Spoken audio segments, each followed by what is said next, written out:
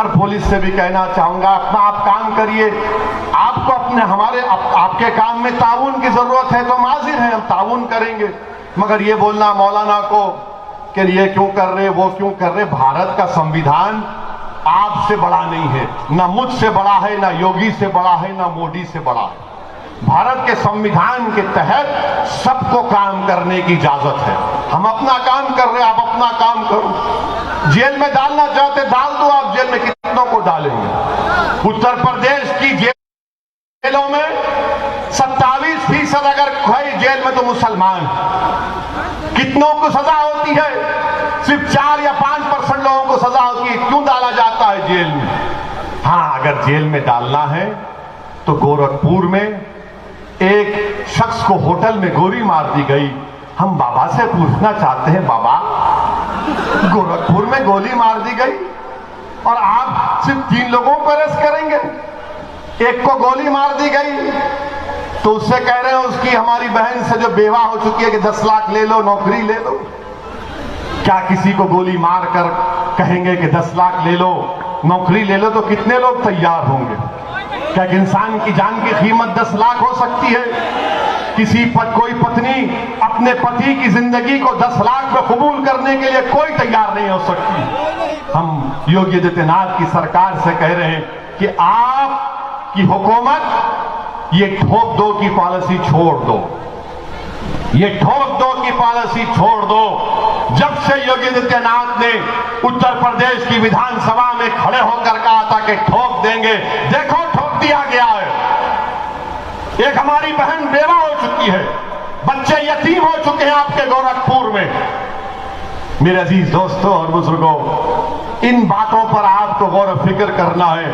अब तीसरी और अहम बात की है, टाइम है ना? कब तक टाइम दिए?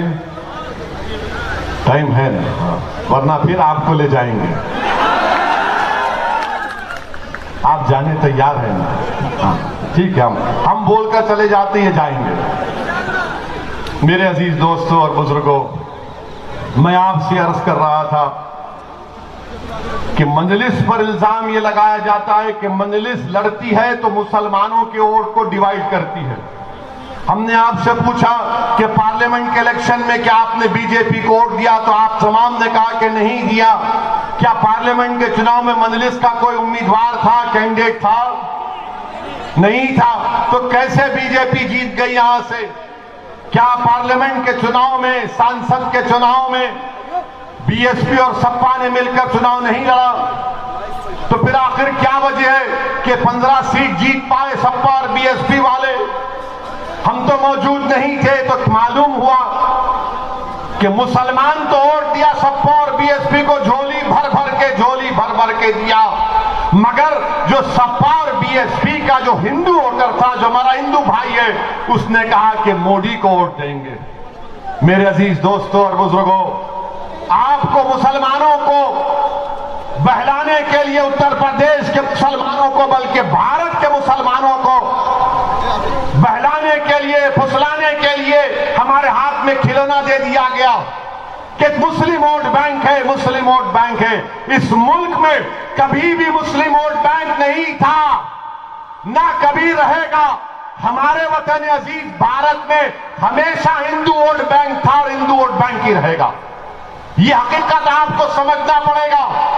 अगर समाजवादी हार गई, बीएसपी हार गई, तो जब हारते कहते मुसलमान ने वोट नहीं दिया। हकीकत यह है कि उनको हमारे हिंदू भाई और बहनों ने वोट नहीं दिया। इसीलिए हिम्मत नहीं है समाजवादी और बीएसपी के लोगों को, उनके नेताओं को यह हकीकत को बयान कर सके। आप बताइए, जब यह होता है तो फिर यह नतीजा निकलता।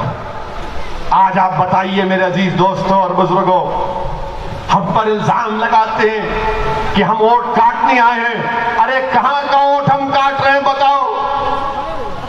भारत के 3 पार्लियामेंट की सीट पर हम इलेक्शन लड़े, 2 पर हमने, 1 पर हैदराबाद के अवाम को सलाम, हमने बीजेपी को वहां हराया। अच्छा, हमारे खिलाफ बाबा भी आए थे, बाबा भी आके बहुत लंबा छोड़ के गए थे। हम भी बोले आइए, आना चाहिए, बोलना चाहिए, बोले वो। कुछ नहीं हुआ, टाइम हो गए। औरंगाबाद महाराष्ट्र में इम्तियाज जलील हमारे एमपी हैं, वो भी आएंगे उत्तर प्रदेश को इंशाअल्लाह। इम्तियाज जलील ने शिवसेना के 21 साल पुराने एमपी को हराया।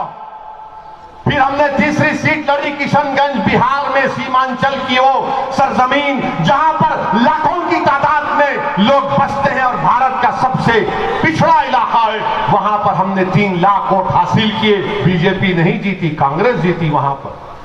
तो बताओ हमसे क्यों इतना डर है? हमसे डर इसलिए है कि ये नहीं चाहते कि मुसलमान इनको छोड़कर चला जाए। हम आपसे कह रहे हैं कि यकीनन बीजेपी को हराएंगे इंशाअल्लाह ताला, हम हराएंगे इंशाअल्लाह ताला बीजेपी को। मगर मुसलमानों का मसला क्या है?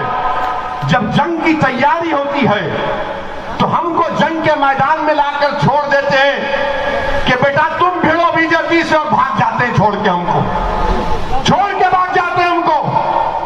मैं पहले भी कहा, आज भी कह रहा हूं, बीजेपी को रोकना जरूरी है। बीजेपी नहीं बल्कि आरएसएस को रोकना जरूरी है। मगर क्या रोकना मेरी जिम्मेदारी है? क्या रोकना सिर्फ मेरी जिम्मेदारी है, तुम्हारी जिम्मेदारी नहीं है?